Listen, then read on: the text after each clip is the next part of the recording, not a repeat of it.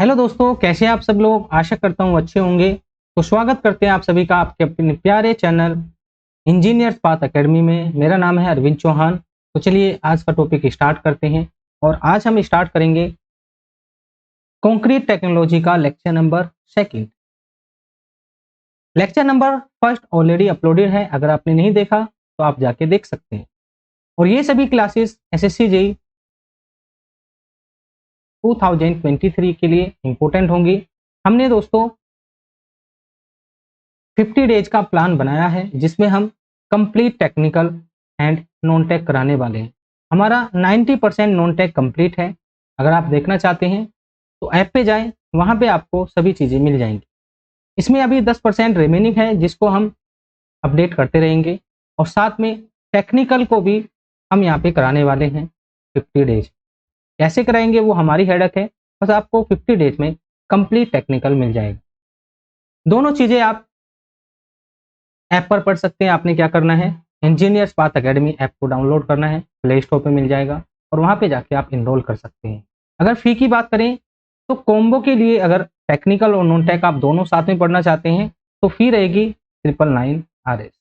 और अगर आपने सिर्फ नॉन टेक लेना है तो उसकी फी रहेगी दोस्तों 499 RS, जो कि बहुत अफोर्डेबल है। इतना कम प्राइस हमने इसलिए रखा है जिससे कि सभी स्टूडेंट यहाँ पर बेनिफिट उठा सकें। तो चलिए स्टार्ट करते हैं आज का हमारा सेकंड लेक्चर। हमने लास्ट वीडियो लेक्चर में सल्फेट अटैक डिस्कस किया था। तो मैं सल्फेट अटैक दोस्तों बता चुका हूँ अच्छे से क्या होता है और कैसे होता है। चलिए अब जानेंगे कैसे आप प्रिवेंट कर सकते हैं सल्फेट अटैक को। तो आप कैसे प्रिवेंट कर सकते हैं दोस्तों सल्फेट अटैक को। सबसे मेन है सल्फर कंटेंट को आप रिड्यूस कर दें, जो कि वाटर में होता है, सोइल में भी होता है।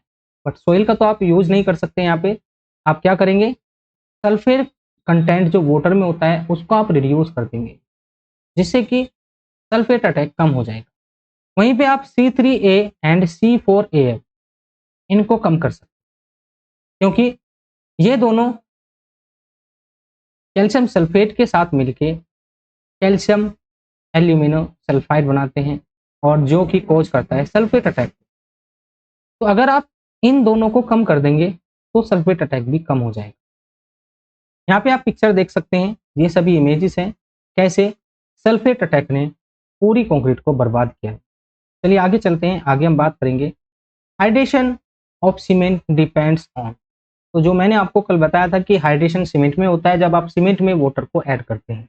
ये एक एक्सोथर्मिक रिएक्शन है। ये एक एक्सोथर्मिक रिएक्शन है। एक्सोथर्मिक रिएक्शन का मतलब इसमें हीट निकलती है। और अगर आप टेम्परेचर को बढ़ा देंगे तो रिएक्शन और फास्ट हो जाएगी। रिएक्शन और फास्ट हो जाएगी और हम बोल सकते हैं कि रेट ऑफ हाइड्रेशन बढ़ जाएगा। रेट ऑफ हाइड्रेशन बढ़ जाएगा मतलब रिएक्शन का रेट इंक्रीज हो जाएगा अगर आप टेम्परेचर को इंक्रीज करते हैं। वहीं पे अगर बात करें फाइनेस ऑफ सीमेंट, ये कैसे अफेक्ट करता है हाइड्रेशन को, चलिए समझते हैं। लेट सपोज हमने बात की इस बड़े पार्टिकल की। अब इसका सरफेस इस टाइप से आप मेजर करेंगे तो इसका सरफेस आया लेट सपोज एक्स। आपने क्या किया, इसको ब्रेक कर दिया छोटे छोटे स्मॉल पीसेज में। अब क्या होगा, जो हिडन सरफेस थी अब वो भी एक्सपोज हो जाएगी। जो पहले अकाउंट नहीं की गई थी अब वो भी दोस्तों अकाउंट की जाएगी। मतलब अब सरफेस एरिया बढ़ जाएगा। लेट सपोज इन सभी पार्टिकल का सरफेस एरिया जो कि हमने इससे बनाई है उसका सरफेस एरिया है वाई। आप सभी जानते हैं जब हिडन सरफेस एक्सपोज हो जाएगी तो उनका सरफेस भी काउंट किया जाएगा, तो ये वाई हमेशा एक्स से ज़्यादा होगा। अब देखो यहाँ पे हाइड्रेशन से क्या रिलेशन है फाइनेस का वो समझते हैं। भाई हाइड्रेशन में वाटर यूज करते हैं, कम वाटर यूज करेंगे हाइड्रेशन स्लो होगा, ज़्यादा वाटर यूज करेंगे हाइड्रेशन फास्ट होगा। तो लेट सपोज हम यहाँ पे वाटर यूज कर रहे हैं जो कि सिर्फ इतनी सरफेस को गीला करेगा, इतने ही वाटर को यहाँ पे हाइड्रेशन में यूज किया जाएगा। बट अब बात करें इसका सरफेस टोटल मिला के ज़्यादा है तो यहाँ पे ज़्यादा वाटर यूज होगा हाइड्रेशन में, और ज़्यादा वाटर तो जाहिर सी बात है हाइड्रेशन भी तेज होगा, हाइड्रेशन भी फास्ट होगा। तो फाइनर दी cement rapid is the hydration, और फाइनेस को हम निकालते हैं सीव मेथड। और इसको हम रिप्रेजेंट करते हैं मीटर स्क्वायर पर केजी में या फिर सेंटीमीटर स्क्वायर पर ग्राम में। ये यूनिट पूछी जाती है, इंपॉर्टेंट है, एसएससी में कई बार पूछ चुका है। अब चलिए यहाँ पे सीक्वेंस देखने वाले हैं कि कौन पहले बनता है कौन बाद में बनता है, मीन्स रेट ऑफ हाइड्रेशन देखने वाले हैं। तो सबसे पहले बनता है C4AF, उसके बाद बनता है C3A, देन बनता है C3S और देन बनता है C2S। यहाँ पे देखिए दोस्तों, C4AF बनता है 24 घंटे में और जस्ट उसके बाद 24 घंटे में बनता है, मतलब दोनों 24 घंटे में बनते हैं, पर सबसे पहले ये बन जाता है, उसके बाद ये बनता है, और ये 7 दिन के अंदर बनता है और ये 1 साल के अंदर बनता है। तो ये है सीक्वेंस रेट ऑफ हाइड्रेशन का। अब बात करें हीट ऑफ हाइड्रेशन किसमें सबसे ज़्यादा निकलती है, तो वो निकलती है C3A में 865 जूल पर ग्राम।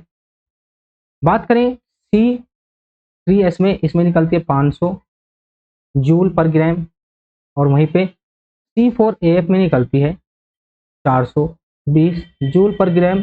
देन सबसे कम निकलती है C2S में 260 जूल पर ग्राम।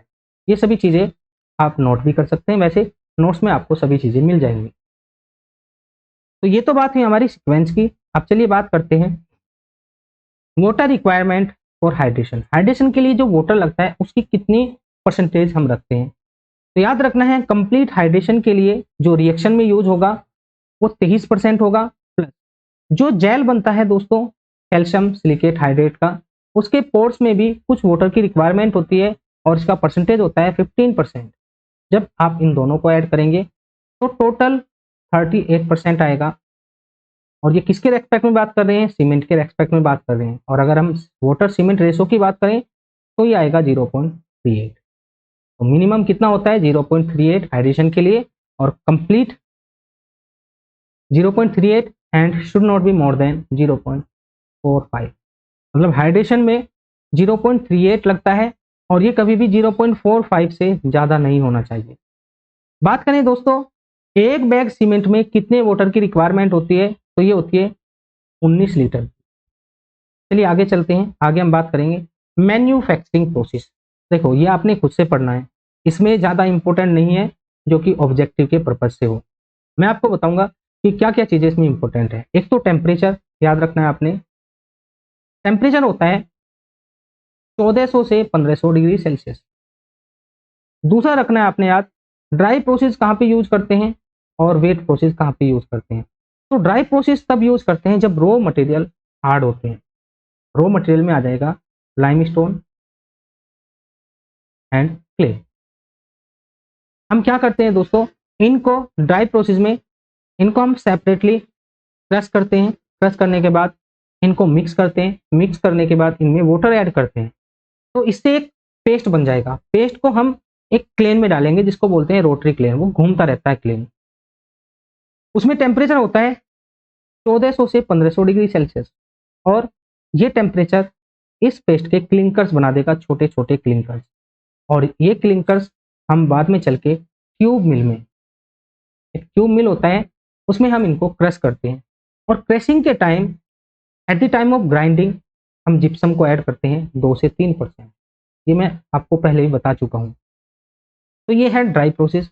वेट प्रोसेस में थोड़ा सा अलग है, हम क्या करते हैं ट्यूब मिल का पहले भी यूज करते हैं और आखिरी में भी यूज करते हैं। ट्यूब मिल में चार्ज बॉल होती है स्टील की, और जो कि रॉ मटेरियल को क्रश कर देती है, क्रश कर देती है, उसमें वाटर ऐड करते हैं। वाटर ऐड करने के बाद फिर हमको मिलता है एक स्लरी। उस स्लरी को हम किलो से गुजारते हैं। टैंक होते हैं छोटे छोटे, इस टाइप से टैंक होते हैं जो आपने स्लरी बनाई है जिसमें 40% मॉइस्चर कंटेंट होता है। उस स्लरी को हम इन सिलोज से गुजारते हैं और इसमें हम प्रोपोर्शनिंग सेट कर देते हैं। प्रोपोर्शनिंग सेट करने का मतलब है, लेट्स सपोज आपको लाइम कंटेंट 60% चाहिए, तो इसमें हम इसी चीज़ को सेट कर देंगे। सिलिका आपको 17 से 25% चाहिए, तो ये सभी चीज़ें यहाँ पे हम सेट करके रखते हैं। तो बाहर निकलती है करेक्टेड सैलरी, और करेक्टेड सैलरी को हम डालते हैं रोटरी क्लेन में, जिसमें टेम्परेचर होता है 1500 से 1600 डिग्री सेल्सियस। और देन ये बदल जाता है क्लिंकर्स में, और क्लिंकर्स को हम ट्यूब मिल में जाके पीस लेते हैं, ग्राइंड कर लेते हैं, और उसी टाइम हम जिप्सम मिला देते हैं। जिप्सम का मैं आपको पूरा प्रोसेस समझा चुका हूँ, कैसे ये रिटार्डिंग करता है सेटिंग की। तो ये सभी चीज़ें आप खुद से पढ़ना, इनमें ज़्यादा टाइम वेस्ट होगा। जो ऑब्जेक्टिव के लिए था वो मैं आपको बता चुका हूँ। अब चलिए मोस्ट इंपोर्टेंट चीज़ें पढ़ने जा रहे हैं, टाइप्स ऑफ सीमेंट। सीमेंट के कितने टाइप होते हैं? तो देखो ये हम पे डिपेंड करता है कि हमारी रिक्वायरमेंट क्या है। तो सबसे बेसिक सीमेंट होता है ऑर्डिनरी पोर्टलैंड सीमेंट, जिसको हम ओपीसी लिखते हैं, और सबसे पहले यही बना था। जो अभी हमने मैन्युफैक्चर किया वो ओपीसी है, और ओपीसी को ही हम मॉडिफाई करते हैं अपनी रिक्वायरमेंट के आधार पे। लेट्स सपोज मुझे ऐसे प्लेस पर यूज करना है जहाँ पे सल्फेट अटैक ज़्यादा है, तो मैं ऐसी प्रॉपर्टीज उसमें डालूंगा जो कि सल्फेट अटैक को रजिस्ट करेगी। या मुझे कोल्ड प्लेसेस पे यूज करना है, हॉट प्लेस पे यूज करना है, मास कंक्रीट में यूज करना है, तो ये सभी प्रॉपर्टी स्पेशल हैं जिनके लिए स्पेशल टाइप ऑफ सीमेंट भी लगता है। तो हम बेसिक सीमेंट पढ़ेंगे, उसके बाद स्पेशल टाइप ऑफ सीमेंट पढ़ेंगे। तो चलिए बात करते हैं ओपीसी की। तो इसके आपको 3 ग्रेड देखने को मिलते हैं, ओपीसी 33, 43 और 53। अब देखो यहाँ पे आईएस कोड इंपॉर्टेंट है। 33 का आईएस कोड हो जाएगा IS 269, 43 का हो जाएगा 8112 और 53 का हो जाएगा 12269। ये दोस्तों मोस्ट इंपॉर्टेंट है, याद रखना है, डायरेक्ट एग्जाम में पूछता है। चलिए आगे चलेंगे। आगे हम बात करेंगे other special type of cement. मैं आपको बता चुका हूँ, हम अपनी रिक्वायरमेंट के आधार पर सीमेंट को मैन्युफैक्चर करते हैं, मतलब ओपीसी को ही हम मॉडिफाई कर देते हैं अलग अलग प्रॉपर्टी को उसमें डाल के। तो इसमें सबसे पहला आएगा रैपिड हार्डनिंग सीमेंट, इसका आईएस कोड हो जाएगा 8041। उसके बाद extra rapid hardening cement, same IS code होगा। लो हीट पोर्टलैंड सीमेंट 12600 होगा। Portland slag cement 445, 455 sorry 455। उसके बाद आएगा पोर्टलैंड पोजोलोना सीमेंट। देखो दोस्तों, पोजोलोना एक वोल्केनिक एस है, ये आपका क्ले भी हो सकता है, फ्लाई एश भी हो सकता है। और अगर आप फ्लाई एश यूज करते हैं तो हम बोलेंगे IS 4189 पार्ट 1, और अगर आप क्ले का यूज करते हैं तो बोलेंगे 41489 पार्ट 2। याद रखना है, पोर्टलैंड पोजोलाना सीमेंट के 2 टाइप होते हैं, एक पार्ट 1 फ्लाई एश और एक पार्ट 2 क्ले बेस्ड। अब चलिए बात करेंगे नेक्स्ट है आपका सल्फेट रजिस्टिंग पोर्टलैंड सीमेंट, जिसका आईएस कोड हो जाएगा 12330। Then white Portland cement, and इसमें कलर्ड भी आ जाएगा, white and coloured Portland cement, इनका आईएस कोड हो जाएगा 8042। देन हाइड्रोफोबिक सीमेंट, इसका आईएस कोड हो जाएगा 8043। High alumina cement 6452। And last में आपका सुपर सल्फेटेड पोर्टलैंड सीमेंट, जिसका आईएस कोड हो जाएगा 6909। तो ये सभी आईएस कोड आपने याद रखने हैं। आप कैसे याद रखें वो आपकी हेडक है, मैं आपको सभी चीजें बता चुका हूँ। चलिए आगे चलते हैं। अब हम बात करेंगे ओपीसी सीमेंट। तो देखिए ओपीसी जो सीमेंट है वो बेसिक सीमेंट है और जनरल पर्पज के लिए यूज करते हैं, जहां पर स्पेशल रिक्वायरमेंट ना हो, जैसे कि कहीं पे सल्फेट अटैक है, कोल्ड कंडीशन है, हॉट कंडीशन है, एक्सट्रीम हॉट कंडीशन है, वहां पे हम इसको यूज नहीं करेंगे। कहीं पे क्लोराइड प्रेजेंट है तो वहां पे हम इसको यूज नहीं करेंगे। तो हम इसको बेसिक पर्पज के लिए यूज करते हैं, जनरल पर्पज के लिए। चलिए बात करते हैं इसके ग्रेड्स की। तो देखिए ये हैं इनके ग्रेड्स, जैसे कि ग्रेड 33, 43, 53, इनके आईएस कोड लिखे हैं और ये इनकी सभी प्रॉपर्टीज लिखी हैं। हम सबसे पहले बात करेंगे फाइनेंस की। तो सभी का फाइनेंस सेम होगा, जो कि होगा 225 मीटर पर केजी। ये मिनिमम है दोस्तों, इससे कम नहीं होना चाहिए। उसके बाद हम बात करेंगे साउंडनेस की। तो साउंडनेस हम कैसे निकालते हैं? 2 मेथड से, एक होता है ली चैटलियर, एक होता है दोस्तों ऑटोक्लेव। ली चैटलियर mm में देता है एक्सपेंशन और ऑटोक्लेव परसेंटेज में देता है। तो यहाँ पे याद रखना है सभी में सेम होगा। ली चैटलियर की बात करें तो एक्सपेंशन होगा should not more then 10 mm, और वहीं पे ऑटोक्लेव की बात करें शुड नॉट मोर देन 0.8%। ये सभी में सेम होगा। इनिशियल सेटिंग टाइम सभी में सेम होगी 30 minute, final setting time 10 hours, ये सभी में सेम होगा। यहाँ पे डिफरेंस किसमें है, कंप्रेसिव स्ट्रेंथ। अब देखिए कंप्रेसिव स्ट्रेंथ आपको पता है सीमेंट की हम निकालते हैं 3 दिन, 7 दिन और 28 दिन के बाद। तो अगर 3 दिन की बात करें तो 33 ग्रेड में आपने 2 ही याद रखने हैं, क्योंकि 33 तो आपको याद होगा भाई। 33 हमने क्यों लिखा है, क्योंकि उसकी 28 दिन की जो कंप्रेसिव स्ट्रेंथ है वो 33 एमपी है। बट यहाँ पे 3 दिन की हो जाएगी 16 और 7 दिन की हो जाएगी 22 एमपी। 43 की बात करें तो 3 दिन की हो जाएगी 23 और 7 दिन की 33 और 28 दिन की 43। अब देखो 43, 23, 33 सभी में 3-3 लिखा है तो याद रख सकते हैं। बात करें 53 की हो जाएगी 27, 37, 53। अब चलिए आगे चलते हैं, आगे हम बात करेंगे सभी सीमेंट की प्रॉपर्टीज के ऊपर। तो सबसे पहला है रैपिड हार्डनिंग सीमेंट। अब यहाँ पे 2 चीजें आती हैं, एक होता है सेटिंग, एक होता है हार्डनिंग। दोनों में मेजर डिफरेंस है। मेजर डिफरेंस क्या है, देखो सेटिंग का मतलब होता है प्लास्टिसिटी का लूज होना, और प्लास्टिसिटी वो स्टेज होती है सीमेंट पेस्ट की जिसमें आप सीमेंट पेस्ट को किसी भी फॉर्म में मॉडिफाई कर सकते हैं, मतलब आप उससे कुछ भी बना सकते हैं। अगर उसमें इतना इनफ मॉइस्चर है कि वो उस स्टेज में है जिसमें आप उसको किसी भी रूप में ढाल सकते हैं, तो उसको बोलेंगे प्लास्टिक स्टेज, और उस मॉइस्चर कंटेंट को बोलेंगे प्लास्टिक मॉइस्चर कंटेंट। अब यहाँ पे याद रखना है प्लास्टिसिटी हमेशा तो नहीं बनी रहेगी, जैसे जैसे टाइम बीतेगा वैसे वैसे सीमेंट सेट होगा और उसके बाद प्लास्टिसिटी लूज हो जाएगी, और एक वो पॉइंट आएगा जिस पर प्लास्टिसिटी पूरी तरह से खत्म हो जाएगी, जिसको बोलते हैं फाइनल सेट। फाइनल सेट कि अब फाइनल सेट हो चुका है, अब इसको आप मॉडिफाई नहीं कर सकते हैं किसी दूसरी फॉर्म में। मतलब आपने कोई भी स्ट्रक्चर बनाया उससे आप कुछ भी नहीं बना सकते हैं, बस वो आपका बना रहेगा। इसको बोलते हैं प्लास्टिसिटी और इसी को बोलते हैं सेटिंग। इसके बाद चलता है हार्डनिंग। जैसे ही पॉइंट क्रॉस करेंगे उसके बाद हार्ड हो जाएगा। तो यहाँ पे याद रखना है रैपिड हार्डनिंग सीमेंट में हार्डनिंग बहुत जल्दी से होती है। क्यों? क्योंकि इसमें हाई C3S होता है और लो C2S होता है, और इसको हम ग्राउंड करते हैं फाइनर देन OPC, मतलब इसको हम ग्राइंड जो करते हैं वो OPC से ज़्यादा महीन करते हैं। तो इससे क्या होगा, सरफेस एरिया बढ़ेगा, सरफेस एरिया बढ़ेगा तो हीट ऑफ हाइड्रेशन बढ़ेगा और रेट ऑफ हाइड्रेशन बढ़ेगा। रेट ऑफ हाइड्रेशन बनेगा तो इसका मतलब ये हुआ C3S पहले बन जाएगा, और जब C3S जल्दी बन जाएगा तो ये स्ट्रेंथ भी देता है दोस्तों, तो जल्दी से स्ट्रेंथ आ जाएगी।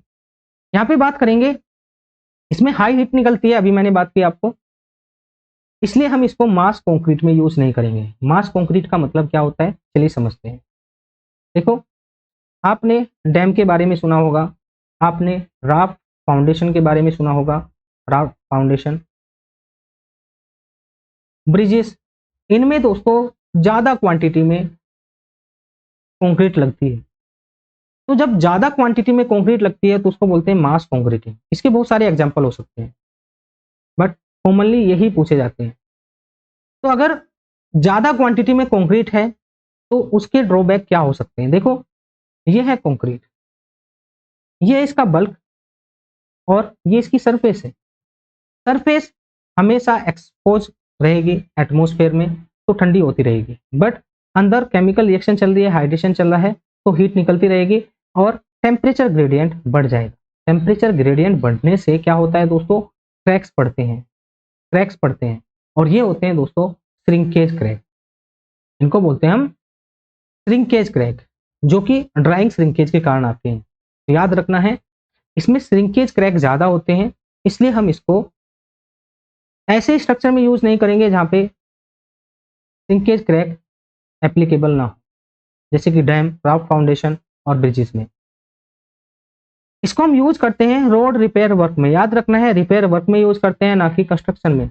मतलब रोड के कंस्ट्रक्शन में इसको यूज नहीं करेंगे, हम रिपेयर में करेंगे, पैचेस रिपेयर करने के लिए, जो टूट फूट हो जाती है मरम्मत करने के लिए। क्यों? क्योंकि जल्दी से हार्ड होता है। आपको पता है हम ट्रैफिक रोकते हैं जब रिपेयर करते हैं, तो ट्रैफिक ज्यादा देर नहीं रोक सकते, 1-2 घंटा रोकते हैं, उतनी देर में ये सेट हो जाता है और अपने आप ट्रैफिक चलने लगता है। यहाँ पे बात करें इसका प्राइस 10% ज़्यादा होता है OPC से, और इसमें वाटर की रिक्वायरमेंट पड़ती है वर्केबिलिटी के ज़्यादा। वर्केबिलिटी क्या है, एक वो कंडीशन है सीमेंट कंक्रीट की या सीमेंट की, जिसमें हम आसानी से काम कर सकते हैं, जिसमें हम आसानी से काम कर सकते हैं। ये काम क्या हो सकता है? ट्रांसपोर्ट कर सकते हैं, ट्रांसपोर्ट में कोई सेग्रीगेशन ना हो, ब्लीडिंग ना हो। आप प्लेसिंग कर सकते हैं, उसमें कोई डिफिकल्टी ना हो। आप उसको कंपैक्ट कर सकते हैं आसानी से, आप उसको फिनिश कर सकते हैं। ये सभी प्रोसेस अगर आप किसी सीमेंट पेस्ट या कंक्रीट पर कर पा रहे हैं तो वो वर्केबल है और उसमें वाटर की रिक्वायरमेंट पड़ती है। तो अगर बात करें रैपिड हार्डनिंग सीमेंट में, तो ज़्यादा वाटर की रिक्वायरमेंट पड़ती है इन सभी ऑपरेशन करने के लिए। यहाँ पे देखो स्ट्रेंथ की बात करेंगे तो इसकी कंप्रेसिव स्ट्रेंथ, एक दिन की कंप्रेसिव स्ट्रेंथ 3 दिन की कंप्रेसिव स्ट्रेंथ ऑफ ओपीसी के बराबर होती है at same water cement ratio. याद रखना है, ये क्वेश्चन पूछा जाता है। इनिशियल सेटिंग टाइम ओपीसी के बराबर मतलब 30 मिनट और फाइनल सेटिंग टाइम भी ओपीसी के बराबर 10 आवर्स। इसलिए मैंने कहा था कि ये हार्ड जल्दी होता है, सेट जल्दी नहीं होता। सेटिंग बराबर है बट ये हार्ड जल्दी होता है ओपीसी से। बात करें फाइनेंस की, तो फाइनेंस देखो इसका 3250 होता है सेंटीमीटर स्क्वायर पर ग्राम, जबकि ओपीसी का होता है 2250 सेंटीमीटर स्क्वायर पर ग्राम। अब बात करेंगे रेजिड्यू। रेजिड्यू क्या होता है? तो हम सीव टेस्ट करते हैं। सीव टेस्ट में हम क्या करते हैं, एक सीव लेते हैं और आपको पता है सीव में क्या होते हैं, होल्स होते हैं और उन होल का डायामीटर होता है या साइज होता है 90 माइक्रोन, इसलिए इसको हम IS 90 सीव भी बोलते हैं। इसमें हम सीमेंट लेते हैं 100 ग्राम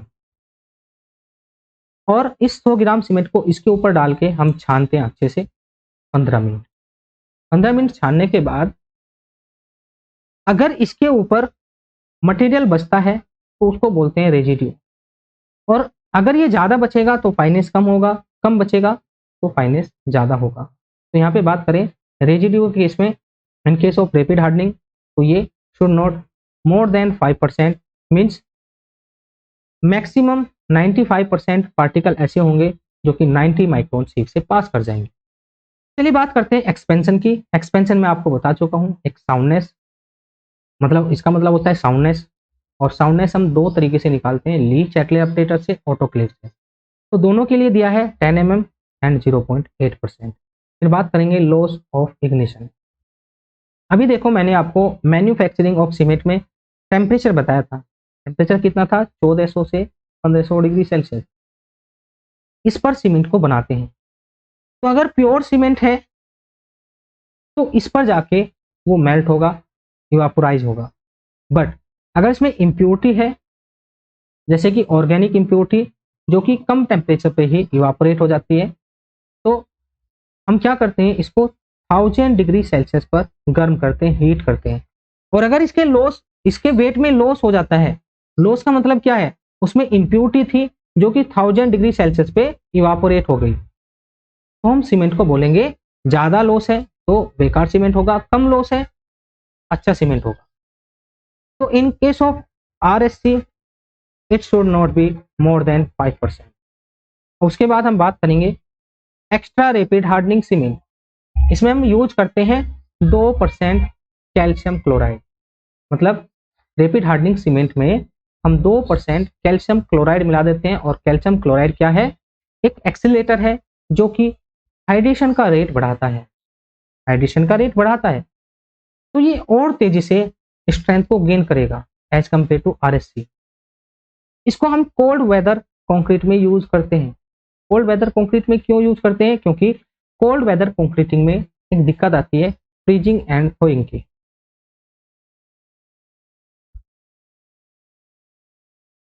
फ्रीजिंग एंड थोइंग में क्या होता है दोस्तों, जो वाटर है वॉइड्स में, वो फ्रीज होने के बाद एक्सपेंड करता है, आपको पता है।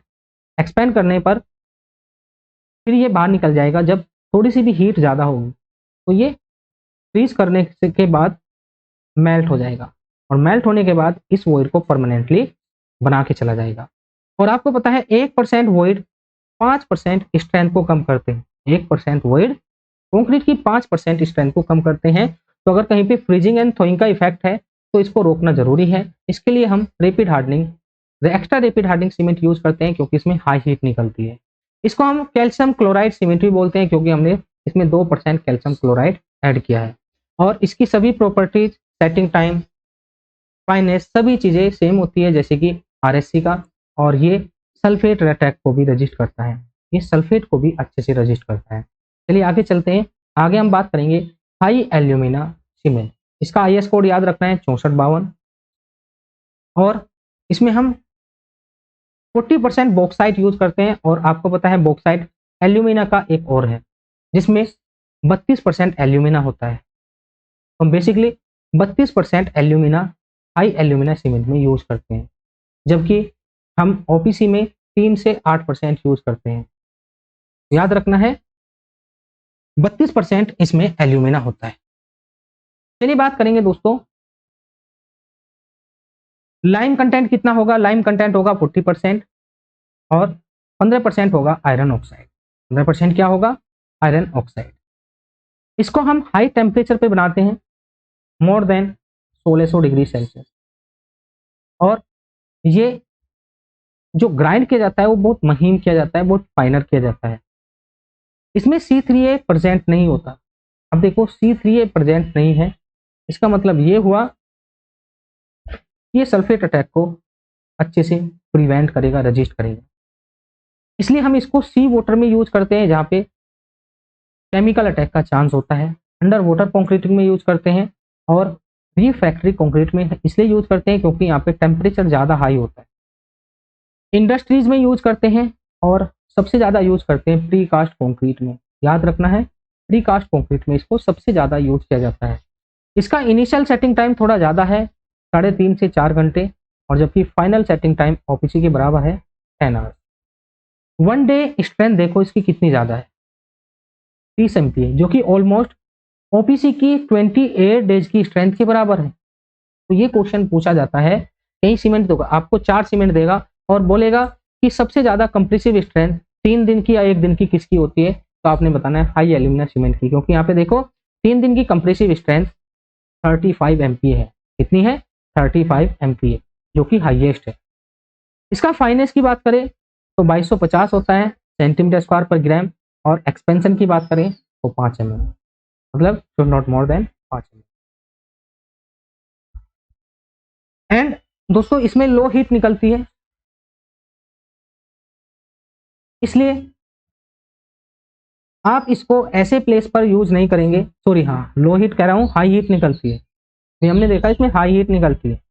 हाई हीट निकलती है तो इसको ऐसे प्लेस पर यूज नहीं करेंगे जहां पर टेम्परेचर 18 डिग्री सेल्सियस से ज़्यादा होता है, जहां पर टेम्परेचर 18 डिग्री सेल्सियस से ज़्यादा होता है। क्यों, क्योंकि इसमें ऑलरेडी हाई हीट निकलती है, तो वहां पे श्रिंकेज क्रैक ज़्यादा आ जाएंगे, तो इसलिए हम इसको 18 डिग्री सेल्सियस से कम पे ही यूज करते हैं। चलिए आगे चलते हैं, आगे हम बात करेंगे सल्फेट रेजिस्टेंस पोर्टलैंड सीमेंट, जिसका आईएस कोड है 12330। इसमें C3A बहुत कम होता है, इसलिए ये सल्फेट को अच्छे से रजिस्ट करता है। इसकी 3 दिन की कंप्रेसिव स्ट्रेंथ कम है क्योंकि इसमें लो हीट निकलती है, इसलिए इसका रेट ऑफ हाइड्रेशन स्लो होता है, और इसकी 3 दिन की कंप्रेसिव स्ट्रेंथ सिर्फ और सिर्फ 10 MPa होती है। 7 दिन की 16 होती है, 28 दिन की बराबर होती है। 28 दिन की तो सभी की बराबर होती है। इनिशियल सेटिंग टाइम 30 मिनट होता है, और फाइनल सेटिंग टाइम 10 आवर्स होता है, जबकि फाइनेस इसका सबसे ज़्यादा होता है 4000 सेंटीमीटर स्क्वायर पर ग्राम। मैंने अभी बोला कि फाइनेस सबसे ज़्यादा किसका होता है, सल्फेट रेजिस्टिंग पोर्टलैंड सीमेंट का। कितना, 4000 सेंटीमीटर स्क्वायर पर ग्राम। एक्सपेंशन दोस्तों 10 mm और 0.8%। यहाँ पे सबसे ज़्यादा इंपॉर्टेंट है कि इसका फाइनेस और इसमें जो C3A है वो लो होता है, और इसका आईएस कोड। चलिए आगे चलते हैं, आगे हम बात करेंगे पोर्टलैंड स्लैग सीमेंट, जिसका आईएस कोड हो जाएगा 455। इसमें हम 35% सीमेंट क्लिंकर का यूज करेंगे, और उसके बाद इसमें ऐड करेंगे ग्रेन्युलेटेड ब्लास्ट फर्नेस स्लैग, मतलब जिसमें ग्रेन्स होंगे स्लैग में, उसको यूज करेंगे। और आपको पता है स्लैग कहाँ पे बनता है, ये बनता है आयरन की फैक्ट्री में, जहाँ पे आयरन को मैन्युफैक्चर किया जाता है, जहाँ पे आयरन को बनाया जाता है, और जो उसका वेस्ट निकलता है उसी को हम बोलते हैं स्लैग। इसमें क्या होता है दोस्तों, इसमें लाइम होता है, सिलिका होता है, और एल्यूमिना होता है। तो सेम ओपीसी की प्रॉपर्टी ये कंटेन करता है, क्योंकि इसमें स्लैग में लाइम भी है, सिलिका भी है और एल्यूमिना है। यहाँ पे देखिए दोस्तों, properties of this slag cement are similar to those of OPC. तो सभी प्रॉपर्टी ओपीसी के बराबर है, बट यहाँ पर ध्यान रखना है इसमें लोअर लाइम होता है, लोअर लाइम होता है, जबकि जो हम ओपीसी में रखते हैं लाइम वो लगते हैं 60 से 65%, बट इसमें कम होता है। और हाई सिलिका होती है और alumina content. With higher slag content ये सल्फेट अटैक को अच्छे से रेजिस्ट करता है, ये सल्फेट को अच्छे से रेजिस्ट करता है अगर आपने हायर स्लैग कंटेंट इसमें डाल दिया। एंड इसको आप ग्राउंड वाटर में और जहां पर सोइल का कॉन्टैक्ट हो वहां पे आप इसको यूज कर सकते हैं, क्योंकि इन दोनों प्लेसेस पे सल्फर की मौजूद होता है। चलिए पोर्टलैंड सीमेंट स्लैग की हम प्रॉपर्टी जानते हैं। इसका फाइनेस देखो 2250 होता है, एक्सपेंशन सेम होता है ओपीसी के बराबर 10 mm और 0.8%। इनिशियल सेटिंग टाइम भी सेम होता है। और इसको कहाँ पे यूज करते हैं, जहाँ पे हम ओपीसी को यूज करते हैं वहां पे इसको यूज कर सकते हैं, बट ओपीसी को हम मास कंक्रीट में यूज नहीं करते, जबकि हम स्लैग सीमेंट को हम ओपीसी में यूज करते हैं, ओपीसी के प्लेस पे यूज करते हैं एंड मास कंक्रीट में भी यूज करते हैं, क्योंकि इसमें लो हीट जनरेट होती है, लो हीट जनरेट होती है, इसलिए हम इसको डैम, फाउंडेशन और सी वाटर में भी यूज करते हैं, क्योंकि ये सल्फेट को रेजिस्ट करता है। But should not use where temperature below 40 degree Celsius and chloride is present. तो हम इसको ऐसे प्लेस पर यूज नहीं करेंगे जहां पर टेम्परेचर 40 डिग्री सेल्सियस से कम होता है, क्योंकि ऑलरेडी इसमें लो हीट निकलती है, तो ये कोज कर सकता है फ्रीजिंग एंड थोइंग को। तो ऐसी जगह हम इसको यूज नहीं करेंगे जहाँ पे 40 डिग्री सेल्सियस से कम होता है टेम्परेचर और क्लोराइड प्रेजेंट होता है। क्लोराइड क्या करता है दोस्तों, स्टील का क्रोजन करता है, याद रखना है। जहाँ पे क्लोराइड प्रेजेंट है और जहाँ पे टेम्परेचर 40 डिग्री सेल्सियस से कम है वहाँ पे इसको यूज नहीं करेंगे स्लैग सीमेंट को। उसके बाद बात करते हैं सुपर सल्फेटेड पोर्टलैंड सीमेंट, जिसका आईएस कोड हो जाएगा 6909। देखो मैं थोड़ा फास्ट इसलिए पढ़ा रहा हूँ क्योंकि ये सभी चीज़ें सभी जानते हैं, ठीक है। बस आपको कंटेंट मिलना चाहिए और कॉन्सेप्ट पता चलना चाहिए। यहाँ पे कोई न्यूमेरिकल पोर्शन नहीं है, कोई डेरिवेशन नहीं है, थोड़ा सा फास्ट चलेंगे जिससे कि हम जल्दी से सभी चीज़ें कर लें, बिकॉज हमने 50 डेज में कंप्लीट करना है। तो 50 डेज में कंप्लीट करने का ये मतलब नहीं है कि हम आपको अधूरा या आधा अधूरा चीज़ें प्रोवाइड करा देंगे, क्योंकि हमको सिलेक्शन भी लेना है। सिलेक्शन ज़्यादा होगा तो हमारा भी नाम होगा और आपका कैरियर बन जाएगा। तो इसके लिए हम थोड़ा सा फास्ट चलेंगे जिससे कि हम 50 डेज में पूरा सिलेबस कंप्लीट कर सकें। चलिए बात करते हैं सुपर सल्फेटेड पोर्टलैंड सीमेंट, जिसका आईएस कोड हो जाएगा 6909। इसमें हम ग्रेनुलेटेड स्लैग का यूज करते हैं 80 to 85%, और इसमें हम 10 से 15% कैल्शियम सल्फेट का यूज करते हैं। तो क्या ये कैल्शियम सल्फेट, जिसको हम जिप्सम बोलते हैं, क्या ये सल्फेट अटैक को कोज करेगा? क्योंकि हमने देखा था कैल्शियम हाइड्रोक्साइड मिलके सल्फर से बनाता है कैल्शियम सल्फेट, और ये आगे चल के C3A के साथ चल के रिएक्ट करता है और बनाता है कैल्शियम सल्फो एल्यूमिनेट, जो कि कोज करता है सल्फेट अटैक को। तो क्या यहाँ पे जो कैल्शियम हम यूज कर रहे हैं कैल्शियम सल्फेट, ये कोज करता है सल्फेट अटैक को? तो दोस्तों नहीं, क्योंकि इसको हम at the time of grinding मिलाते हैं, क्योंकि सीमेंट के कोटिंग करता है, तो ये सल्फेट अटैक को कोज नहीं करेगा। ये क्या करेगा दोस्तों, ये रिएक्शन के रेट को स्लो कर देगा। कैल्शियम सल्फेट रिएक्शन के रेट को स्लो कर देगा, और जब रेट स्लो हो जाएगा दोस्तों तो क्या होगा, हीट कम निकलेगी, हीट कम निकलेगी। एंड इसको हम कैसे प्लेस पे यूज करेंगे, जहां पर हाई हीट निकलती है, जहां पर हाई हीट निकलती है, क्योंकि इसमें कम हीट निकलती है, बिकॉज हम 10 से 15% कैल्शियम सल्फेट यूज करते हैं एंड 5% हम इसमें पोर्टलैंड सीमेंट क्लिंकर यूज करते हैं, और इसमें C3A कम होता है, लेस देन 3.5%। ये क्वेश्चन SSC में पूछा जा चुका है इसकी परसेंटेज के ऊपर, तो इसमें सल्फेट अटैक बहुत कम होगा।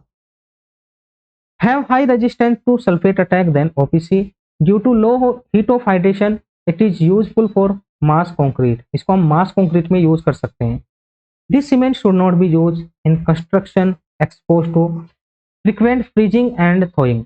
इसको आप फ्रीजिंग एंड थोइंग के केस में यूज नहीं करेंगे क्योंकि इसमें लो हीट निकलती है जो कि प्रमोट करता है फ्रीजिंग एंड थोइंग को। उसके बाद बात करेंगे दोस्तों कंप्रेसिव स्ट्रेंथ। तो इसकी 3 दिन की कंप्रेसिव स्ट्रेंथ 15 MPa होती है, 7 दिन की 22 और 28 दिन की 30 MPa होती है, मतलब ऑलमोस्ट इसके इक्वल OPC 33 के ग्रेड के इक्वल। फाइनेस सबसे ज्यादा होता है 4000 सेंटीमीटर स्क्वायर पर ग्राम और expansion should not more then 5 mm। तो ये सभी थे जो हमने बात की। अब देखो इसको आप किसी अदर सीमेंट के साथ मिक्स नहीं करेंगे, इसको आप किसी अदर सीमेंट के साथ मिक्स नहीं करेंगे। क्यों? क्योंकि प्रॉपर्टी मैच नहीं करती है भाई। क्यों? बिकॉज इसमें हमने सिर्फ और सिर्फ 5% OPC का यूज किया है और जबकि हम अदर सीमेंट में ज्यादा OPC यूज करते हैं, तो यहाँ पे कंपेटिबल नहीं होगा अदर सीमेंट के साथ। It is not recommended to use in lower temperature below 50 degree Celsius. Same इसके साथ भी वही प्रॉब्लम है क्योंकि इसमें लो हीट निकलता है। इसको हम मास कंक्रीट में यूज कर सकते हैं, सी वाटर कंक्रीट में यूज कर सकते हैं क्योंकि नाम से ही पता चल रहा है सल्फेट को ज्यादा रेजिस्ट करता है। अब चलिए आगे चलेंगे। आगे हम बात करेंगे लो हीट पोर्टलैंड सीमेंट। बहुत इंपॉर्टेंट सीमेंट है, इसका IS कोड बार बार पूछा जाता है, 12600 हो जाएगा। अब देखो लो हीट पहले से ही बोला है तो इसमें C3S कम होगा। OPC में हम 50% तक रखते हैं C3S, जबकि इसमें 25% तक, और जबकि C2S OPC में 25% तक रखते हैं और यहाँ पे हम उसको 40 से 50% कर देते हैं। जबकि आपको पता है C3S में हीट ज़्यादा निकलती है और C2S में हीट कम निकलती है। कम हीट निकलती है उसको हमने ज़्यादा यूज किया, ज़्यादा हीट निकलती है उसको हमने कम यूज किया, तो अल्टीमेटली आपको लो हीट सीमेंट मिलने वाला है। तो यहाँ पे देखो जब लो हीट सीमेंट है तो जो इसकी स्ट्रेंथ आएगी वो धीरे धीरे आएगी। तो इनिशियल स्ट्रेंथ तो कम होती है बट अल्टीमेट स्ट्रेंथ OPC के बराबर होती है। इनिशियल सेटिंग टाइम 60 मिनट होता है, याद रखना है। इनिशियल सेटिंग टाइम 60 मिनट क्यों होता है? क्योंकि ये धीरे धीरे सेट करता है। और फाइनल सेटिंग टाइम 10 आवर्स होता है। फाइनेस 3200 सेंटीमीटर स्क्वायर पर ग्राम होता है। एक्सपेंशन सेम है OPC के बराबर और इसको हम मास कंक्रीट में यूज करते हैं। चलिए आगे चलते हैं। आगे हम बात करेंगे कंप्रेसिव स्ट्रेंथ। तो देखो 3 दिन की कंप्रेसिव स्ट्रेंथ 10 MPa होती है, 7 दिन की 16 और जबकि 28 दिन की होती है 35 MPa। अब यहाँ पे एक मोस्ट इंपोर्टेंट टॉपिक पूछा जाता है हीट ऑफ हाइड्रेशन के ऊपर regarding to low heat cement. तो अगर हम बात करें 7 दिन की heat of hydration should not more than 272 kilo joule per gram kg, और वहीं पे 28 डेज के बाद ये should not more then 314 kg kilo joule पर kg। आगे चलते हैं। आगे हम बात करेंगे पोर्टलैंड पोजोलाना सीमेंट। आज मुझे ये कंप्लीट करना है सभी सीमेंट के टाइप। एक बार टाइमिंग देख लेते हैं, बिल्कुल हो जाएगा दोस्तों।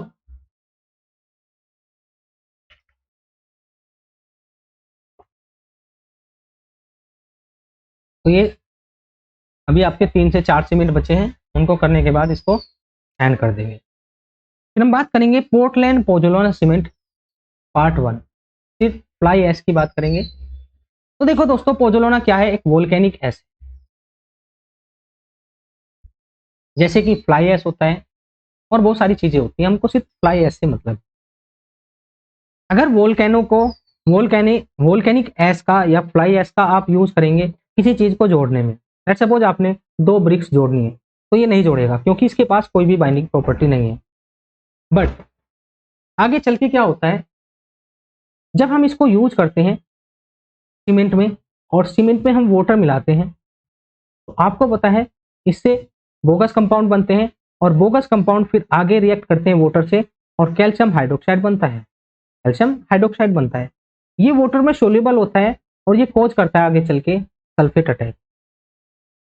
बट इसको बीच में ही पोजोलाना मिल जाता है अगर आपने पोजोलाना मिलाया है, और पोजोलाना क्या करेगा, इससे रिएक्ट करके कैल्शियम सिलिकेट हाइड्रेट बनाएगा जिसके पास खुद की एक सीमेंटिंग प्रॉपर्टी है। ये एक जेल है जिसके पास सीमेंटिंग प्रॉपर्टी है। अब देखो, ना तो पोजोलाना के पास सीमेंटिंग प्रॉपर्टी और ना ही इसके पास कोई सीमेंटिंग प्रॉपर्टी थी, बट अब दोनों रिएक्ट करके एक स्टेबल सीमेंटिंग कंपाउंड बनाते हैं जिसका नाम है कैल्शियम सिलिकेट हाइड्रेट।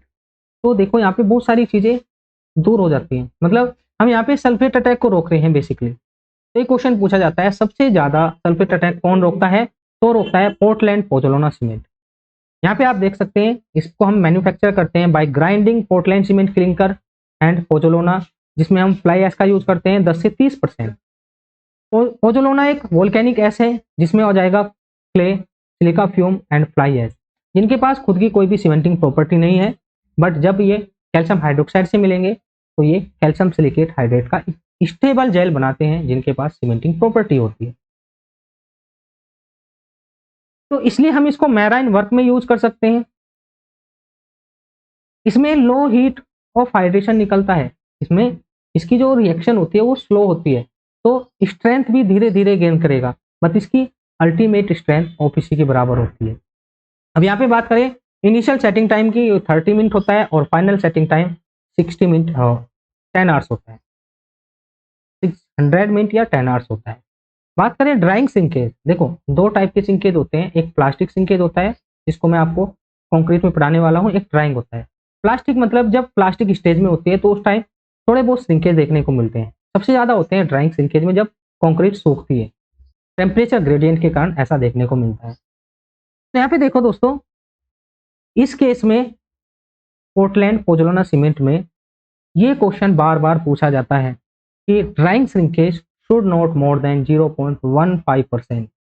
याद रखना है, फाइनेस 3000 ग्राम पर सेंटीमीटर स्क्वायर पर ग्राम, और ये लो हीट ऑफ हाइड्रेशन जनरेट करता है, इसलिए इसको आप मास कंक्रीट वर्क में भी यूज कर सकते हैं। तो यहाँ पे ध्यान देने वाली बात है, इसको आप मैराइन वर्क में तो यूज करेंगे, बट इसको आप मास कंक्रीट में भी यूज कर सकते हैं। ये क्वेश्चन भी बार बार पूछा जाता है। चलिए आगे चलते हैं, आगे हम बात करेंगे इसकी कंप्रेसिव स्ट्रेंथ, जो कि ज्यादा इंपॉर्टेंट नहीं है। कंप्रेसिव स्ट्रेंथ आपने आरएससी की करनी है, ओपीसी की करनी है और हाई एल्यूमिना सीमेंट की करनी है, और बाकी को छोड़ देना है। ठीक है, बस मैंने दिखाने के लिए ये सभी चीजें लिखी हैं, वैसे आप इनको एलिमिनेट भी कर सकते हैं, अवॉइड भी कर सकते हैं। चलिए आगे चलते हैं, आगे हम बात करेंगे क्विक सेटिंग पोर्टलैंड सीमेंट। इसमें दोस्तों बहुत तेजी से सेटिंग होगी, तो हम क्या करते हैं, इसमें हम जिप्सम कंटेंट को रिड्यूस कर देते हैं। जिप्सम कंटेंट हमने मिलाया था 2 से 3%, और उसको हम 1% से भी कम में कर देंगे। जिप्सम कंटेंट क्या करता है, सीमेंट के ऊपर, सीमेंट पार्टिकल के ऊपर कोटिंग बना लेता है और एक बफर पैदा करता है between the cement particle and the water, मतलब हाइड्रेशन को स्लो डाउन करता है। तो अगर आप जिप्सम को रिड्यूस करके लेस देन 1% कर देंगे तो ये जो कोटिंग है इसकी स्ट्रेंथ भी कम हो जाएगी और हाइड्रेशन फास्ट होगा, हाइड्रेशन फास्ट होगा, जल्दी से सेट होगा। इसमें हम जब बनाते हैं तो इसमें हम एल्यूमिनियम सल्फेट का भी यूज कर सकते हैं, एल्यूमिनियम सल्फेट का यूज करते हैं, वेरी फाइन पाउडर फॉर्म। ये मच फाइनर होता है ओपीसी से और जल्दी से सेट होता है, बट जल्दी से हार्ड नहीं होता है, ये मैं आपको बता चुका हूँ। हार्डनेस और सेटिंग दोनों अलग अलग प्रॉपर्टी हैं।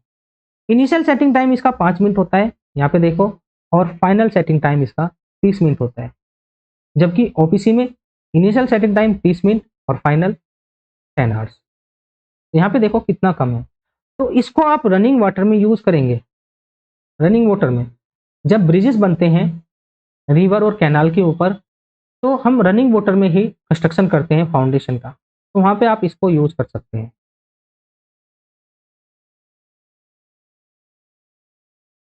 चलिए बात करते हैं मैसनरी सीमेंट, जो आप मैसनरी में यूज करते हैं। इसका आईएस कोड हो जाएगा 3466। यहाँ पे ये सभी पॉइंट पूछे जा चुके हैं, तो याद रखना है इसका इनिशियल सेटिंग टाइम 90 मिनट होता है, फाइनल सेटिंग टाइम इसका 24 आवर्स होता है, और 7 दिन की compressive strength should not less than 2.5 MPa and 28 days की कंप्रेसिव स्ट्रेंथ 5 MPa। एक्सपेंशन दोस्तों 10 mm, ऑटोक्लेव से 1%। चलिए आगे चलते हैं, आगे हम बात करेंगे white and colour Portland cement, जिसका आईएस कोड हो जाएगा 8042। इसमें हम क्या करते हैं, इसमें हम ऐसे रॉ मटेरियल का यूज करते हैं जो फ्री हो आयरन ऑक्साइड से, बिकॉज आयरन ऑक्साइड कॉज करता है ग्रे कलर। तो अगर आप आयरन ऑक्साइड को कम कर देंगे तो ग्रे कलर नहीं आएगा, सीमेंट कैसा बनेगा, व्हाइट बनेगा। और इसको हम प्योर व्हाइट चौक से बनाते हैं, जिसका कलर होता है pure white and China clay से। अब यहाँ पे मैं आपको बता चुका हूँ आयरन ऑक्साइड को हम कम कर देते हैं 1% से भी कम, और इसमें हम कलर्ड सीमेंट भी बनाते हैं, मतलब व्हाइट सीमेंट बनाया आपने, आप कलर भी बना सकते हैं। तो व्हाइट सीमेंट में आप कलरिंग पिगमेंट डालते हैं, जो कि मेटेलिक ऑक्साइड होते हैं, मेटल के ऑक्साइड होते हैं। जैसे कि आयरन ऑक्साइड है, मेटल का ऑक्साइड है, ग्रे कलर देता है। कोबाल्ट है, कोबाल्ट का ऑक्साइड डालेंगे तो उससे क्या होगा, ब्लू कलर आएगा। मैग्नीशिया का ऑक्साइड डालेंगे उससे ब्लैक कलर आएगा। तो जो भी कलर आपको चाहिए उसी का ऑक्साइड आप डाल देंगे, बट याद रखना है उसका परसेंटेज रहेगा 5 से 10%। अब देखो दोस्तों, यहाँ पे याद रखना है जो हम व्हाइटनेस चेक करते हैं व्हाइट सीमेंट की, वो करते हैं हंटर स्केल और ISI स्केल। ये पाकिस्तान वाला ISI नहीं है, ये दोस्तों व्हाइटनेस चेक करने के लिए स्केल है, जिससे कि हम व्हाइटनेस चेक करते हैं व्हाइट सीमेंट की कि कितना व्हाइट है। यहाँ पे देखो लॉस ऑन इग्निशन, जो मैं आपको बता चुका हूँ कि हम सीमेंट को 1000 डिग्री सेल्सियस पे गर्म करते हैं और उसके बाद उसके वेट में कितना रिडक्शन आया इसको चेक करते हैं। तो भाई व्हाइट सीमेंट यूज करते हैं हम डेकोरेशन के लिए, और अगर उसमें लॉस ऑन इग्निशन को परमिसिबल करेंगे, मतलब उसको परमिट कर देंगे, तो डेकोरेशन के लिए कहाँ पे यूज कर पाएंगे आप उसको, क्योंकि उसमें इम्प्योरिटीज होगी, और इम्प्योरिटीज क्या करती है, सीमेंट को बेकार कर देती है। तो ये ज्यादा टिकाऊ होते हैं, ये ज्यादा ड्यूरेबल होते हैं, क्योंकि ये एक्सपोजर कंडीशन में हम इनको यूज करते हैं। ये हमेशा दोस्तों एटमॉस्फेयर के कांटेक्ट में रहती है ये सरफेस, तो हम ऐसी जगह पर लॉस ऑन इग्निशन को अलाउ नहीं करेंगे, बिल्कुल जीरो रखेंगे। इसकी compressive strength and transfer strength almost 33 grade of OPC के बराबर होती है, कितनी, 90%। अब चलिए बात करते हैं एयर इंट्रेनिंग सीमेंट।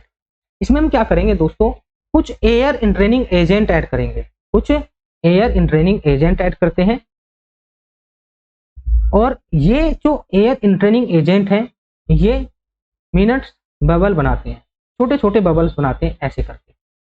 अब ये क्या करेगा, सीमेंट पार्टिकल के बीच में यहाँ पे आ जाएगा बबल, लेट्स सपोज थोड़ा बड़ा करके बनाते हैं, इस टाइप से बबल आ जाएगा जो कि एयर बबल, और ये बबल वाटर को प्रिवेंट करेगा, वाटर को रेजिस्ट करेगा, वाटर को इस प्लेस पे नहीं आने देगा। तो जब वाटर इस प्लेस पे नहीं आएगा तो फ्रीजिंग एंड थॉइंग नहीं होगी, प्लस वाटर के साथ केमिकल भी हो सकते हैं, जैसे कि सल्फर हो सकता है, और जब सल्फर इसके अंदर एंटर नहीं करेगा due to the presence of minute voids, तो यहाँ पे सल्फेट अटैक भी रुक जाएगा, सल्फेट अटैक भी प्रिवेंट हो जाएगा। तो याद रखना है एयर इंट्रेनिंग सीमेंट का हम यूज करते हैं to prevent the freezing and thawing and to increase the workability. इसका यूज हम वर्केबिलिटी बढ़ाने के लिए भी करते हैं, एंड इसका यूज हम सल्फेट अटैक को रोकने के लिए भी करते हैं। याद रखना है इसमें हम क्या करते हैं, small amount of air entraining agent मिलाते हैं, कितना, 0.1% at the time of grinding. Grinding के टाइम मिलाएंगे तभी जाके ये वॉइड्स को फिल कर पाएंगे। ये ऑफर करता है great resistance to sulphate attack, क्योंकि पानी नहीं आएगा, वाटर नहीं आएगा, तो उसके अंदर जो केमिकल मौजूद है वे नहीं आएंगे। Reduce the possibility of shrinkage, shrinkage को भी रिड्यूस करता है। देखो श्रिंक करना मतलब सिकुड़ना। अब जब सिकुड़ेगा दोस्तों कंक्रीट तो उसमें स्ट्रेस पैदा होगी, क्योंकि वो पहले से ही रिस्ट्रेन है। बट यहाँ पे देखो दो पार्टिकल है, इनके बीच में हमने इतना वॉइड बना के रखा है, और इसमें भी हमने बबल डाल दिया है। बबल एक्सपेंड भी कर सकता है और कॉन्ट्रैक्ट भी हो सकता है, तो यहाँ पे स्ट्रेस जनरेट नहीं होने देगा और श्रिंकेज नहीं आएंगे। It is suitable for mass concreting, mass concrete में आप इसको यूज कर सकते हैं, क्योंकि इसमें लो हीट निकलती है दोस्तों, मास कॉन्क्रीटिंग में आप इसका यूज कर सकते हैं, और ये इंप्रूव करता है वर्केबिलिटी को। यहाँ पे देखो एयर इंट्रेनिंग एजेंट है, जो कि आप जैसे कि alkali salt from resin acid, sulphonated resin acid, alkali sulphonates, alkali, sulphonates, जो भी है आप इनको याद कर लेना, वैसे पूछता नहीं है, ठीक है। चलिए आगे चलते हैं। आगे हम लास्ट सीमेंट पढ़ने वाले हैं, वाटर रिपेलेंट सीमेंट।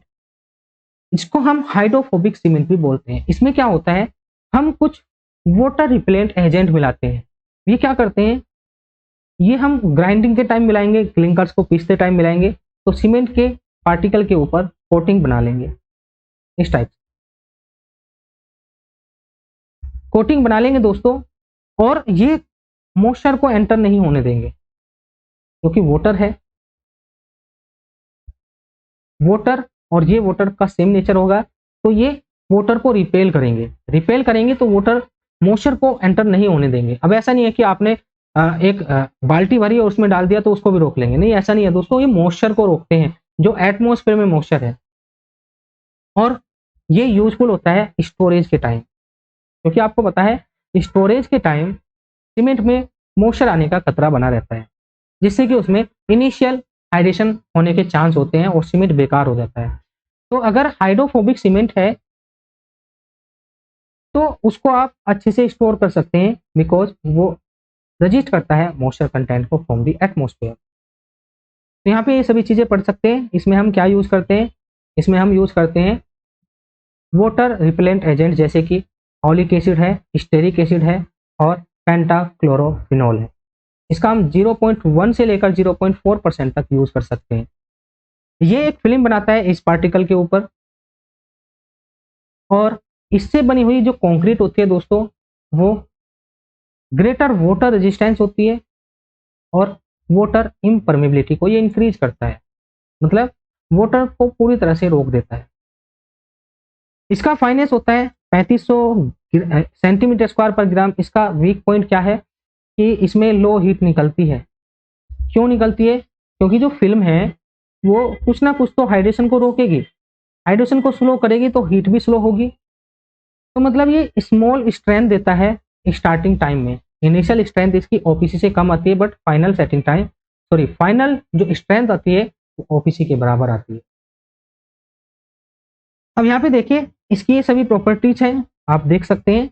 वैसे सबसे इंपॉर्टेंट है फाइनेंस, और ये तो सभी में बराबर है। इसका यूज कहाँ पे करते हैं, इसका यूज करते हैं बेसमेंट कंक्रीटिंग में। अगर आप बेसमेंट में कंक्रीटिंग कर रहे हैं तब आप इसका यूज करते हैं।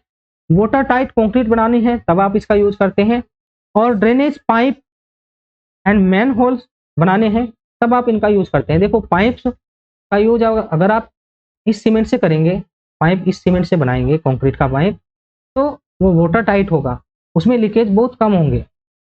वाटर रिटेंशन स्ट्रक्चर जैसे कि डैम, स्पिलवे, वहां पे आप इसका यूज करते हैं। और underground structure such as tunnels, वहां पे आप इसका यूज करते हैं हाइड्रोफोबिक सीमेंट का। तो काफी यूज है हाइड्रोफोबिक सीमेंट के। चलिए आगे चलते हैं, आगे हम बात करेंगे टेस्टिंग ऑन सीमेंट। तो सीमेंट पे हम टेस्टिंग करते हैं दो टाइप से। अभी तक जो हमने देखा वो था केमिकल प्रॉपर्टीज, सीमेंट की हम केमिकल प्रॉपर्टीज देख चुके हैं दोस्तों। अब हम फिजिकल प्रॉपर्टीज चेक करने वाले हैं। तो इसके लिए हम दो टेस्ट करते हैं, एक होता है लैब टेस्ट, एक होता है फील्ड टेस्ट। लैब टेस्ट में हम लैब में ले जाके सभी चीजें प्रॉपर्टी सभी चेक करते हैं, जबकि फील्ड टेस्ट में हम अपनी आंखों से हाथों से देख के बता सकते हैं, ठीक है। तो फील्ड टेस्ट में 10 से 12 पॉइंट है, बस वही याद रखने हैं, जबकि लैब टेस्ट में बहुत सारे टेस्ट हैं, उनको हम पढ़ने वाले हैं। तो चलिए मोटा मोटा हम यहाँ पे बात कर लेते हैं कौन कौन से टेस्ट आपने पढ़ने हैं। सबसे पहले बात करें, जो लैब टेस्ट करते हैं वो कौन से IS कोड के आधार पे करते हैं। ये हो जाएगा IS कोड 4031। इसके बहुत सारे पार्ट होंगे दोस्तों, इसके बहुत सारे पार्ट होंगे, जैसे कि पार्ट 1 से लेकर पार्ट 15 तक, बट पार्ट नहीं पूछे जाएंगे, सिर्फ आपसे पूछा जाएगा IS कोड। याद रखना है IS 4031। इसमें हम फाइनेस टेस्ट करते हैं, कंसिस्टेंसी टेस्ट करते हैं, सेटिंग टाइम टेस्ट करते हैं, स्ट्रेंथ टेस्ट करते हैं, soundness, tensile strength, rate of hydration, chemical composition test and specific gravity test. इसको मैं करा चुका हूं दोस्तों, जिसमें हमने सभी केमिकल प्रॉपर्टीज को देखा, बट OPC के कुछ और अदर पॉइंट भी पूछता है, जिसको मैं आगे कवर करूंगा। अब यहाँ पे देखो हम क्या क्या करेंगे, ये सभी टेस्ट ऊपर वाले हम अच्छे से करेंगे। हीट ऑफ हाइड्रेशन टेस्ट को नहीं करेंगे क्योंकि इससे कभी क्वेश्चन नहीं पूछता है, इसके अपरेटस से क्वेश्चन पूछता है जिससे कि हम इसको कंडक्ट करते हैं। तो इसका अपरेटस का नाम है कैलोरीमीटर। याद रखने में कोई भी परेशानी नहीं होगी क्योंकि कैलोरी किसका यूनिट है, टेम्परेचर का है। तो इसे हम हीट ऑफ हाइड्रेशन निकालते हैं। स्पेसिफिक ग्रेविटी हम निकालते हैं ली चैटलियर फ्लेक्स। देखो, एक होता है ली चैटलियर अपरेटस, एक होता है ली चैटलियर फ्लेक्स, दोनों में अंतर है। ली चैटलियर अपरेटस का यूज करते हैं साउंडनेस निकालने के लिए, और जबकि ली चैटलियर फ्लेक्स का यूज करते हैं स्पेसिफिक ग्रेविटी निकालने के लिए। एक बार टाइमिंग देखने दो, अभी थोड़ा टाइम है तो हम एक टेस्ट कर लेते हैं। यहाँ पे देखो, chemical composition test for OPC cement. OPC में ये सभी पैरामीटर होने चाहिए, जैसे कि बात करें ratio of percentage of alumina to that of iron oxide, मतलब एल्यूमिना का परसेंटेज और आयरन ऑक्साइड का परसेंटेज, ये 0.66 से कम नहीं होना चाहिए। उसके बाद बात करें ratio of percentage of lime to those of alumina, iron oxide and silica, इसको बोलते हैं लाइम सैचुरेशन फैक्टर। तो क्या बोलते हैं, लाइम सैचुरेशन फैक्टर। इसमें हम लाइम ऊपर रखते हैं और नीचे दोस्तों हम रखते हैं एल्यूमिना, सिलिका एंड और आयरन ऑक्साइड। ये फॉर्मूला आपसे नहीं पूछेगा, बस इसका परसेंटेज, इसका लिमिट याद रखना है। तो ये दोस्तों 0.66 से कम नहीं होना चाहिए और 1.01 से ज़्यादा नहीं होना चाहिए। बात करें total loss on ignition in case of OPC, ये 4% से ज़्यादा नहीं होना चाहिए। और अगर ग्रेड 53 की बात करें तो 5% से ज़्यादा नहीं होना चाहिए। ये है 33 और 43 के लिए। SO3 की बात करें दोस्तों, मतलब सल्फर कंटेंट की बात करें तो it should not be more than 2.75%। And बात करें weight of insoluble residue. Insoluble residue का मतलब है जो सोल्यूबल नहीं है वाटर के साथ, और अगर कोई सोल्यूबल नहीं है वाटर के साथ तो वो रिएक्शन में पार्टिसिपेट नहीं करेगा, तो हम इनको ज़्यादा अलाउ नहीं करते हैं, 1.5% तक लिमिटेड रखते हैं। और weight of magnesia, this should not exceed 5%। चलिए बात करते हैं दोस्तों फाइनेस टेस्ट की। तो फाइनेस टेस्ट में हम क्या करते हैं, फाइनेस निकालते हैं सीमेंट का। ज़्यादा फाइनर पार्टिकल होंगे तो ज़्यादा रेट ऑफ हाइड्रेशन होगा, ज़्यादा रेट ऑफ हाइड्रेशन होगा तो जल्दी से स्ट्रेंथ कवर करेगा, जल्दी से स्ट्रेंथ को गेन करेगा। दोस्तों इनको हम दो टेस्ट से करते हैं, एक होता है सीव टेस्ट, एक होता है एयर परमेबिलिटी, जिसको हम ब्लेंस एयर परमेबिलिटी टेस्ट बोलते हैं, एयर परमेबिलिटी टेस्ट बोलते हैं। तो सबसे पहले हम बात करेंगे सीव टेस्ट की। तो सीव टेस्ट में हम क्या करते हैं, इसके बारे में मैं बहुत सारी चीज़ें बता चुका हूँ। हम 100 ग्राम सीमेंट लेते हैं, इसको हम IS 90 सीव पर सीव करते हैं और 15 मिनट तक सीव करते हैं। उसके बाद जो रेजिड्यू है ये इनसे ज़्यादा नहीं होना चाहिए। ओपीसी केस में should not more then 10%, rapid hardening के केस में शुड नॉट मोर देन 5%, और पोर्टलैंड पोजोलाना सीमेंट के केस में शुड नॉट मोर देन 5%। चलिए बात करते हैं एयर परमेबिलिटी टेस्ट की।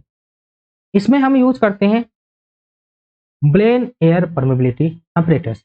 इसमें क्या होता है दोस्तों, ये निकालता है स्पेसिफिक सरफेस एरिया, जबकि पहले उसने निकाला रेजिड्यू, ये निकालता है स्पेसिफिक सरफेस एरिया। तो फाइनेस के दो मतलब है, एक तो सरफेस एरिया से बता सकते हैं, एक कितना रेजिड्यू है, कितना पास किया है उससे बता सकते हैं। तो पास करने वाला कॉन्सेप्ट हमने सीयू में देखा, यहाँ पे हम स्पेसिफिक सरफेस एरिया देखने वाले हैं। तो देखो ये हैं सभी सीमेंट और ये है इनके स्पेसिफिक सरफेस एरिया मिनिमम। यहाँ पे देखो सबसे पहला है ओपीसी। ओपीसी के केस में it should not be less than 2250 centimetre square पर ग्राम।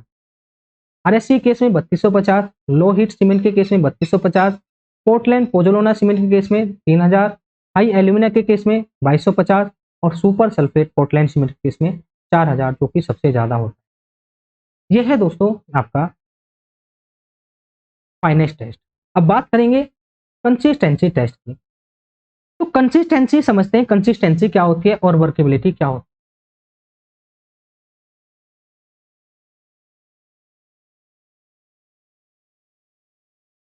देखो, वर्केबिलिटी का मतलब है आप किसी कंक्रीट पर, किसी पेस्ट पर कितनी आसानी से काम कर पा रहे हैं, जबकि कंसिस्टेंसी का मतलब है डिग्री ऑफ वेटनेस, डिग्री ऑफ वेटनेस,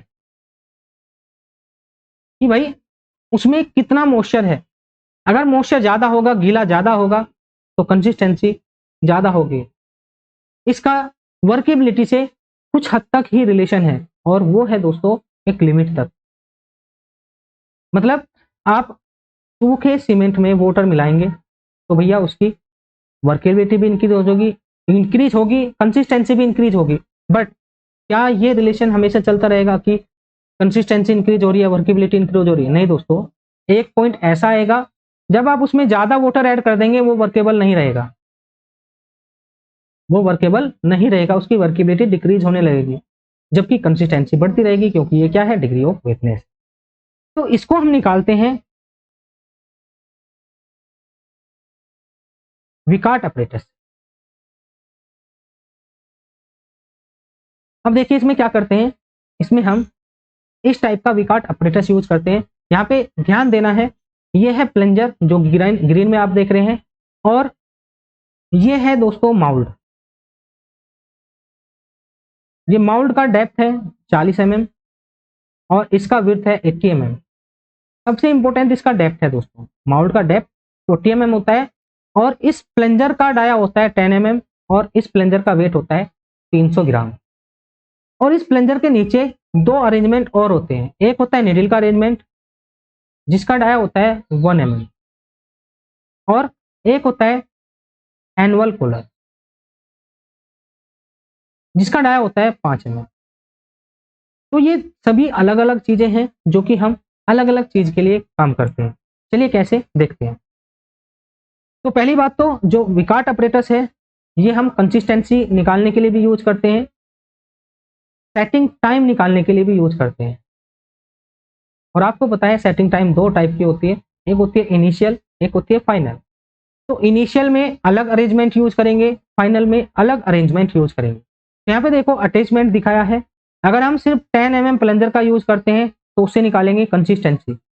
अगर हम 1 mm स्क्वायर नीडल का यूज करते हैं तो उससे निकालेंगे इनिशियल सेटिंग टाइम, और अगर हम 5 mm कॉलर का यूज करते हैं तो उससे निकालेंगे फाइनल सेटिंग टाइम। तो याद रखना है, कंसिस्टेंसी के लिए 10 mm diameter of plunger use करते हैं, इनिशियल सेटिंग के लिए 1 mm स्क्वायर नीडल यूज करते हैं, और फाइनल सेटिंग के लिए हम एनुअल कॉलर 5 mm डायमीटर का यूज करते हैं। और हम इनको कहाँ पे लगाते हैं, यहाँ पे लगाते हैं। सीमेंट पेस्ट को इसमें भर देते हैं और फिर हम अपना प्रोसीजर करते हैं, जिसको मैं नेक्स्ट वीडियो लेक्चर में पूरे टेस्टिंग आपको पढ़ाने वाला हूँ। मीन्स कल सीमेंट बिल्कुल कंप्लीट हो जाएगा और कल ही हम एग्रीगेट स्टार्ट कर देंगे।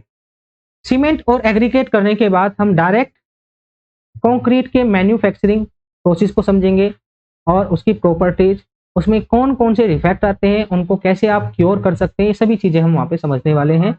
मतलब अभी से मिला के चलें तो 2 लेक्चर तो सीमेंट और एग्रीगेट के हो जाएंगे और आगे, और उसके बाद 5 लेक्चर में मैं कंक्रीट करा दूंगा।